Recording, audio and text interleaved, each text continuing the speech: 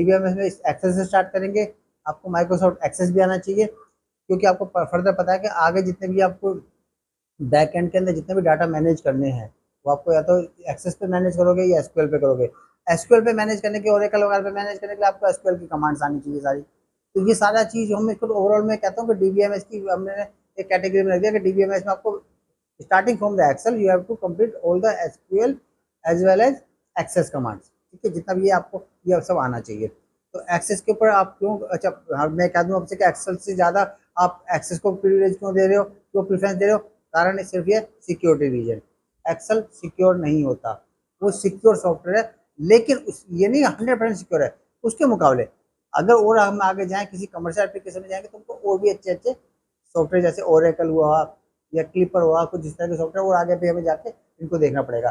तो ओरेकल भी अपने आप में इसलिए हम उसको ज़्यादा यूज़ करते हैं कहीं, क्योंकि वो हमारा सिक्योर है। तो डाटाबेस कहीं भी बैकएंड में बनाना पड़ता है, कहीं भी कमर्शियल एप्लीकेशन होती है, बैंकिंग का होता है, पेटीएम वेटीएम जितने भी खासकर फाइनेंशियल रिलेटेड जितने भी ट्रांजेक्शन वगैरह हो रहे हैं तो हम कहाँ पे मेंटेन करेंगे? हमारे ओरेकल के अंदर। तो ओरेकल आपको थोड़ा सा, ओरेकल बेसिकली कोई कठिन नहीं होता, उसमें कमांड्स होती है जो एसक्यूएल के थ्रू आपने सीखनी होती है।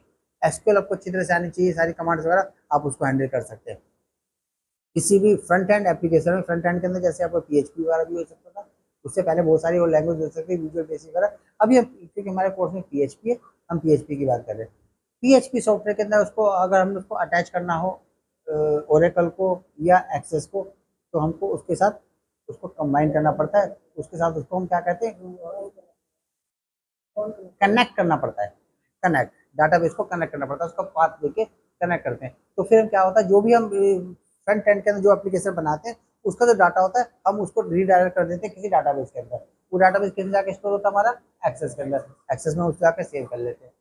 कल को फर्दर अगर वो डाटा क्योंकि हमारे मैनेज हो गया, कल को किसी दूसरी एप्लीकेशन से, किसी दूसरे फ्रंट एंड कोई हमने एप्लीकेशन जरूरत की, हम उस डाटा को एक्सेस कर सकते हैं, मॉडिफाई कर सकते हैं, कहीं डिलीट करना चाहें, प्रिंट करना चाहें, वो तो हम एप्लीकेशन अलग अलग तरह के बनाते रहते हैं।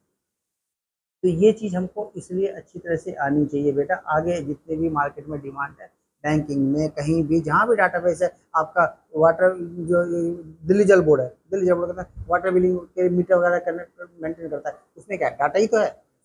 बैंक में जाओगे डाटा ही है, इलेक्ट्रिसिटी में जाओगे